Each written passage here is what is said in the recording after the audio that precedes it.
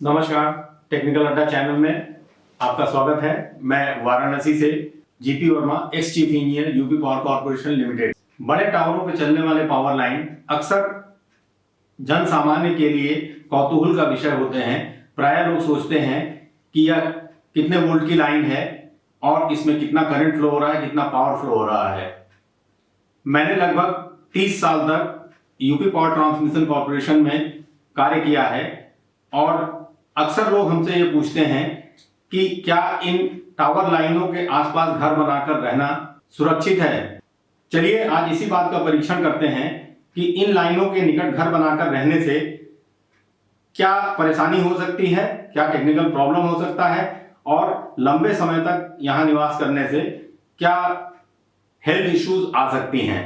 इन लाइनों से पहली परेशानी तो ये है, परेशानी कहें या आप कहें कि लिमिटेशन है, कि इनसे एक सेफ इलेक्ट्रिकल डिस्टेंस पे आपको अपना घर बनाना है, यानी कि क्लियरेंस, इलेक्ट्रिकल क्लियरेंस आपको मेंटेन करना है, वरना इलेक्ट्रिक्यूशन हो जाएगा। आज हम चर्चा करेंगे इन पावर लाइन से होने वाले रेडिएशन से नुकसान के संबंध में।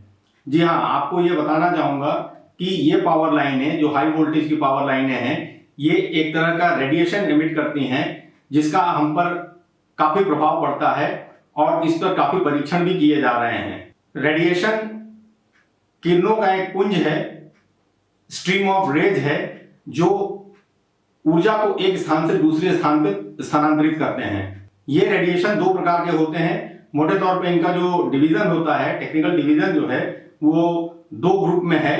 एक तो नॉन आयोनाइजिंग रेडिएशन और दूसरा ionizing radiation. Non ionizing radiation कम पावर वाले वेव्स को लेकर चलती हैं और इनसे ज्यादा नुकसान नहीं होता है।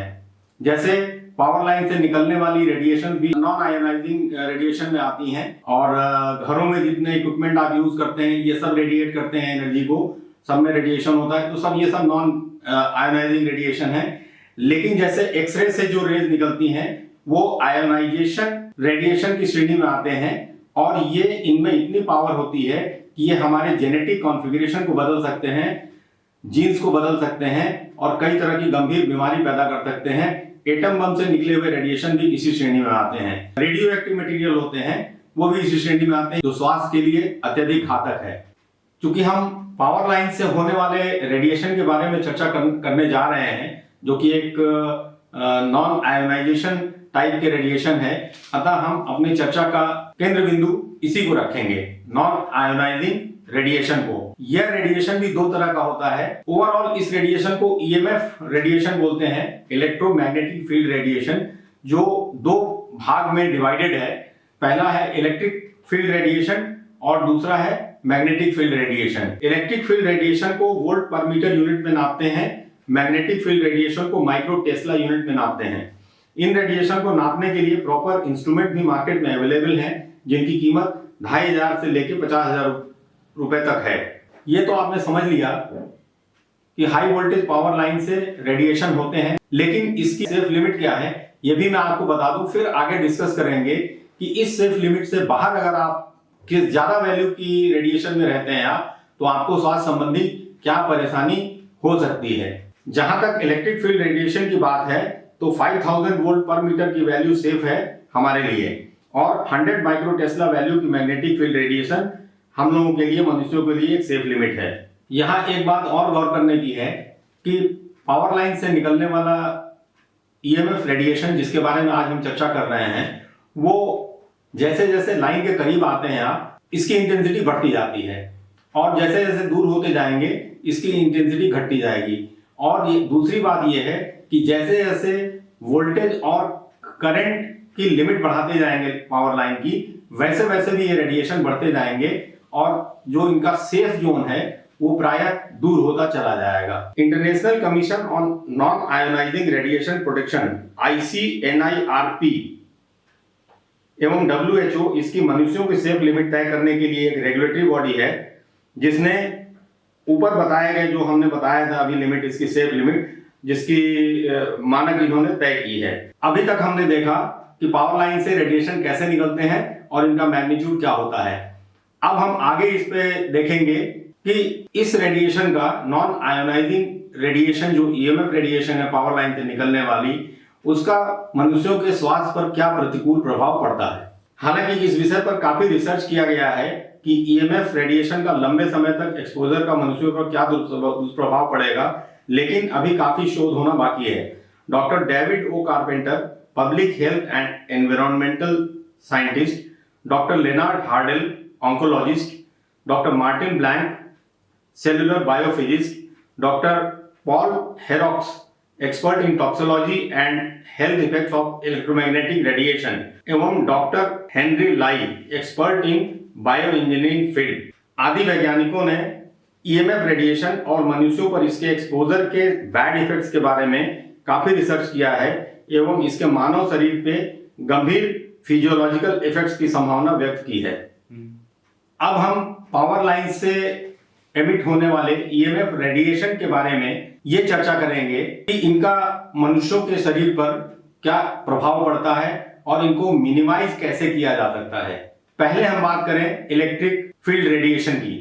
इलेक्ट्रिक फील्ड रेडिएशन आपने प्रायः देखा होगा कि जब 400 केवी या उससे ऊपर की वोल्टेज के लाइनों के नीचे से आप गुजरते हैं तो आपके रोंगटे खड़े हो जाते हैं। यह इसी इलेक्ट्रिक फील्ड रेडिएशन के प्रभाव से होता है। इसके प्रभाव से अगर किसी को पेसमेकर लगा हो तो उसकी भी कार्य प्रणाली में परिवर्तन आ सकता है। अतः इलेक्ट्रिक फील्ड रेडिएशन में पेसमेकर लगे हुए व्यक्ति को जाना उचित नहीं होगा।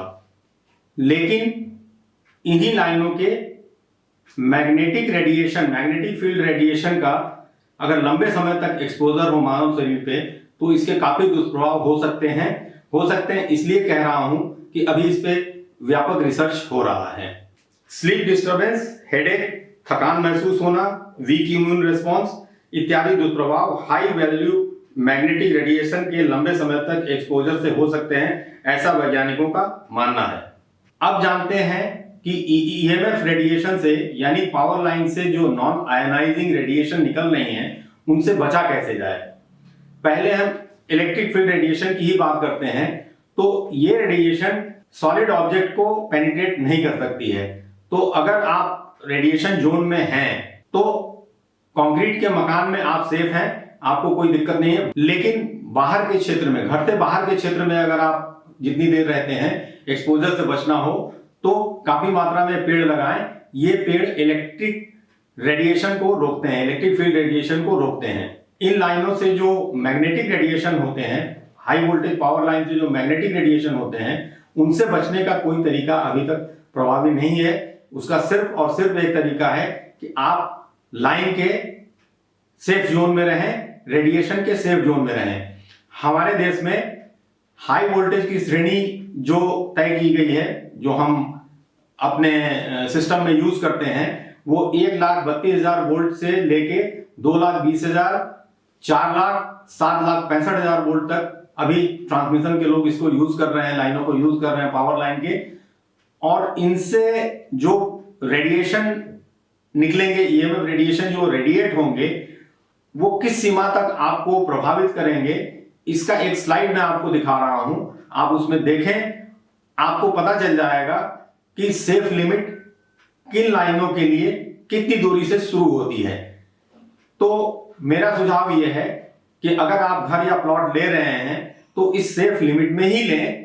अगर पावर लाइन के नजदीक घर लेना आपकी मजबूरी है, फिर भी अगर आप ट्रांसमिशन लाइन के, हाई वोल्टेज ट्रांसमिशन लाइन के करीब घर बनाकर रह रहे हैं और इलेक्ट्रिक और मैग्नेटिक रेडिएशन के बारे में चिंतित हैं, जो लाइन से ये रेडिएशन निकल रहे हैं उसके बारे में चिंतित हैं, तो मैं आपको सलाह दूंगा कि आप किसी एक्सपर्ट से अपने घर के आसपास के रेडिएशन का लेवल चेक करा लें।